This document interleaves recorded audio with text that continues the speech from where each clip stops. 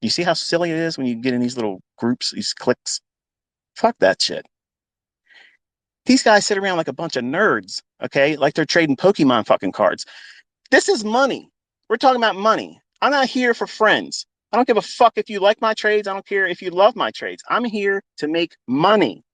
I'm here to teach you how I make money. If you don't like that, then go somewhere else. Play fucking Pokemon in Discord. I don't give a shit.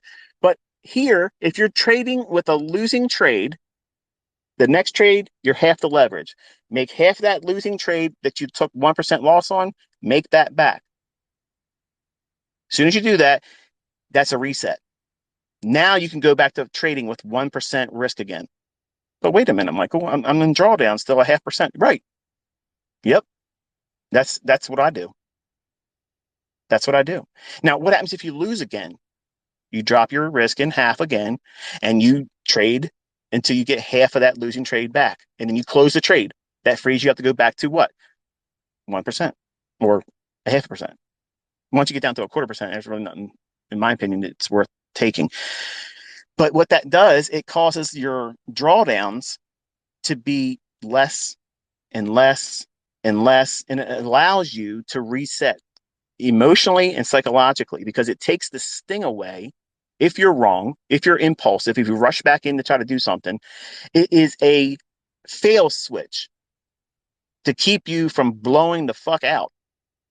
Because you will, if you don't do these things, you will, if you just go in there and say, okay, I don't care, and you get that gambler numbness. Anybody that's ever played cards or went to a casino, you're up, you made money, you've had an experience like that. You go home, they send you comps. Come on back. We love you. You took money from us. We love you as a customer. Come back here and stay in one of our really luxurious suites and fuck, we'll give you a steak dinner and here's 2 tickets to a show. Come on back. Have the whole weekend to yourself because you are a customer that we love. And your dumbass believes that. So you fly out there, you go out there, and then you lose everything you fucking won the last time and then more. What happened? You're sitting at the table. You know damn well you shouldn't have came back out there. Two, you shouldn't have stayed as long as you did. And you knew right when you should have stopped, but you don't. And you lose. And you lose again. And then you lose again. And all of a sudden you think to yourself, well, fuck it. I got $1,000 still in chips here. I'm just going to play until I fucking lose. I don't care. That's gambler numbness. That's what trading sometimes does or occurs to people that just cannot stay focused. And what happens is you're just waiting for that chance turnaround. And when it does, few and far between, there's an instance where that occurs. But when it happens, what that does is it gives you that little bit of dopamine. Boom. All of a sudden, oh shit. Look out, ladies. Holy shit. Look who just stepped in. It's Money Man. It's Mr. Maven. It's fucking Mr. Market Maker, ICTs. Nobody compared to you now. You got it all figured out because that chemical imbalances kicks in, and everybody has this. You don't have to be bipolar to experience this. That feeling of I'm on now. I'm on. But it doesn't happen.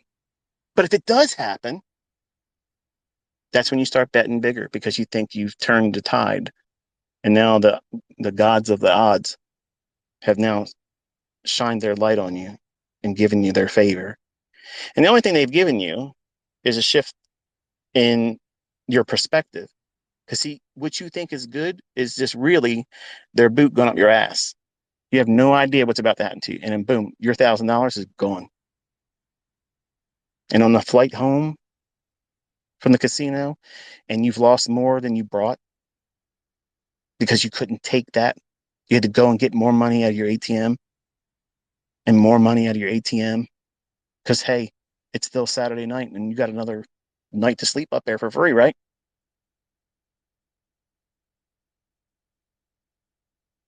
And you fly home with less money than you had before you went out there and won by luck. See, all these things, these take place all the time, every single day. And it took place a lot, I guarantee you, in so many people's minds today. If they have somehow dodged that big drop in the morning they were in there playing around. They were in there trying to do something they're not equipped to do. And they can't manage themselves. They can't manage their emotions. They can't manage their psychology. And I know enough about myself to know that I would have done more than I should have today. And it probably wouldn't have been as good as I would have wanted it to be because I went in with the wrong expectations. I'm going to come in there, Mr. Market Maven. And that volatility today said, sit the fuck down, boy. You ain't ready. You ain't ready for this. Sit down. Just shut your fucking mouth. You just sit right there and you just watch and be thankful you're not in here. And guess what? I knew better. I turned the charts off. I walked away from that. And I came back later on and I saw that it had completely went right back up, closed in the gap, the liquidity void, used as support, as I mentioned, and then vaulted above the high and then just kept digging in, digging in, digging in higher. So to me, I think that anyone listening to what Corbs shares with his, I know he's been trading for a while. I think he's mentioned he's been doing it for a few years, but I think he's really at a stage where he's really now taking it serious in terms of his development because I asked him, I said, what's your goal? And he wants to be a 7-figure trader. And the things he's enduring right now are many times the barrier that prevents that very thing. And most people can't get through it. They can't press through it.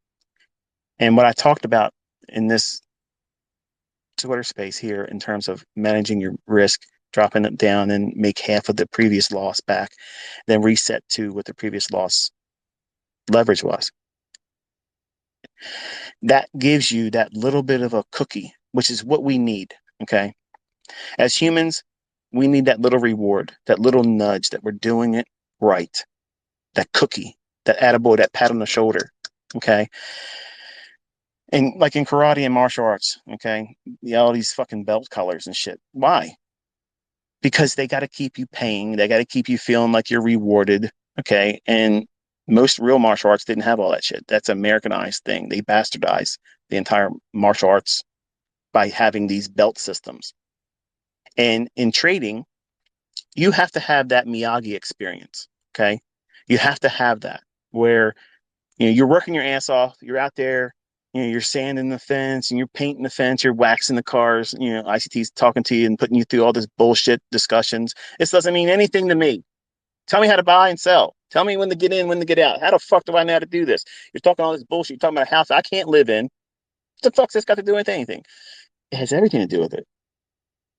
So you don't think you're learning anything right now, but when you put yourself in that situation, now because I'm talking to you like this, you're going to say, you know what? This is exactly like that motherfucker said. That old motherfucker, 50 years old, had a clue. He did know what he was talking about. He knew exactly what he's talking about because I'm feeling that shit right now. I feel like I need to get out there and break somebody's fucking head in this market because I have something to prove. I got a chip on my shoulder. I have a reason to be violent in these marketplaces. And bringing violence to the market, well, you're just asking for your ass to get beat because believe me, the gang in the market is always going to outnumber you. It's always going to outnumber you when you go in like a vigilante. If you go in there with that vigilante mindset, you're going to be the Punisher. No, you're going to go home in a fucking ambulance. Okay, that's the way it's going to happen. You're going to lose your ass going in there like that because you're trying to do something with an outcome in mind that's not guaranteed. And you're blinded by your rage or your fit. Okay, you're all pent up like I was. I have been. You see how quiet I've been recently on Twitter? Like somebody the other day said, your music selection. What the fuck's going on with this? I played that beautiful song that it's a female artist, and it's a very moving song to me. I loved it, and I was in my feels that day. I was thinking to myself, what if I don't get this house?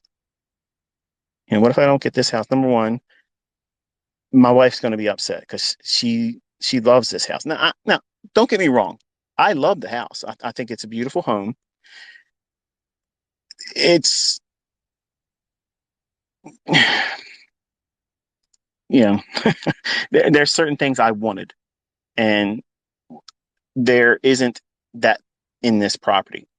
But my wife, when we went through it, she was like, Michael, please, please, can I have this? I was like, "Ugh, guys, what do you do in that situation? And you can't win that. You can't fucking win that." So I was like, okay, well, let's see if, we can work it out. So I offered them 1.8 million. Of course, they rejected that, and I came up to 1925, which is what they allowed for the other offer, but didn't give them a contract. Like they didn't sign a contract, but they were going to accept his 1925 if they provided a contract or an offer, written offer, but they didn't do it. But I came in with 1975 because I asked them. I said, "Listen, I'm all cash, no contingencies. Like I will buy this house, no waiting. Like I own real estate. I don't need to sell shit. I'm buying outright. You tell me what your lowest that you're taking right now, and nobody else can take any of your attention away. Like I'm going to be the one." They said 1975, and the house will be yours. So I said, okay. And in an hour, we had the offer in their hands, and they signed it. Okay. And then this asshole comes and does all that. So since like the first week of September, I have been very difficult to be around in my personal life. I've been very, very hard to deal with personally if you were around me. I've been very short. My wife has been careful to be around me. My children have been very careful around me. And I have not had any kind of real interactions with anyone else.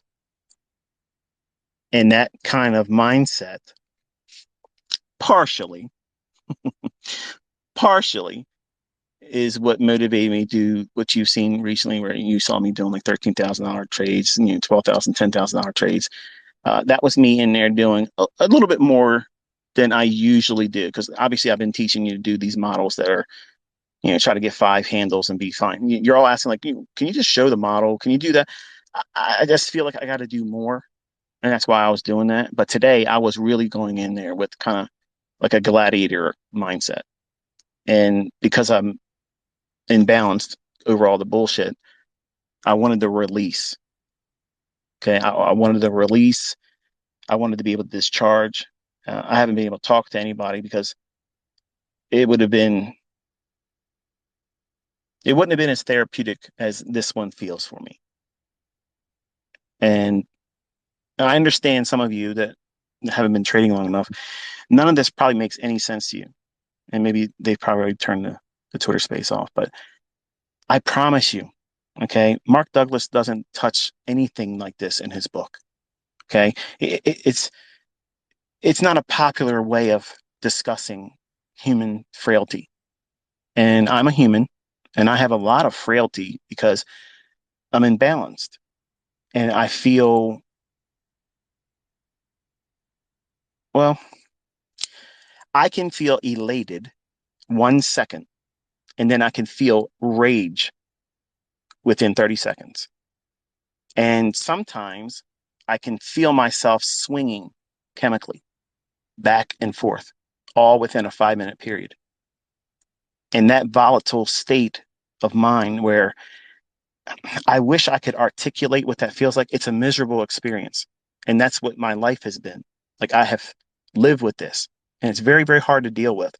And sometimes I foolishly went into the marketplace in my manic episodes. And sometimes I've gone into the marketplace trading where I was euphoric. And both of those times I have had dismal results because I'm reacting to the stimuli of being in that market experience. Whereas if I am trying to, like, that's why I meditate. Okay. I meditate, I exercise, I lift weights, I do stretching, I do all those things because if you look at the schedule I tweeted and the things I do and how I eat and all that stuff, I have to adhere to that schedule. If I don't adhere to that schedule, I cannot do well in the marketplace because if I'm in a trade, I'm going to think about how I did not do this part of my routine.